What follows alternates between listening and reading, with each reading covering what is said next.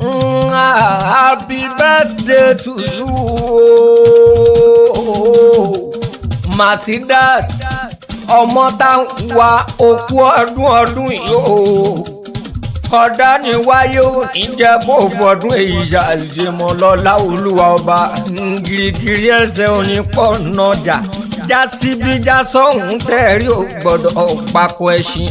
O ní báwọn kúkú àpàlàdọ̀, o ní báwọn kúkú àgbàmì ìyàkàtà.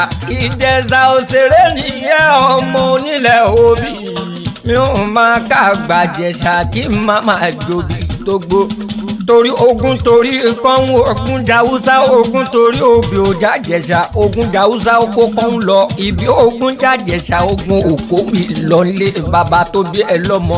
Ọmọ olóbì kan òbí kan tí ń bẹ lóko lé tó bá mú wájú so pa sí mẹ́yìn sófin.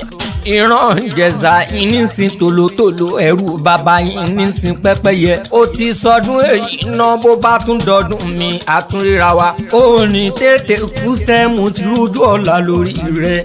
Àtìyá àti bàbá ló ní kí n kí ẹ. Alẹ́ ń fẹ́tì bàbá tó bí ẹ lọ́mọ. Ó ní ń sí ẹ pẹ̀lẹ́ pé lọ́lá olúwa wa ṣe mí ń sí. Àdíjàtú màmá tó bí ẹ lọ́mọ. Ó ní kí n kí ẹ. Àgbélégbọ́ lálẹ́ jẹ́ àgbọ̀dẹ̀dẹ̀ gbayì akirikọ́gbọ́n ọmọ dẹ̀dẹ̀ gbòòrò. Èmi lọ́lá yọrí àlà ó ti bàbá rẹ̀ lọ́lálẹ́ kan. Agogo àzànú ayé, agogo ìgbàlànú ìjọ, agogo àṣà lórúkọ ohun tó ń sọ̀rọ̀.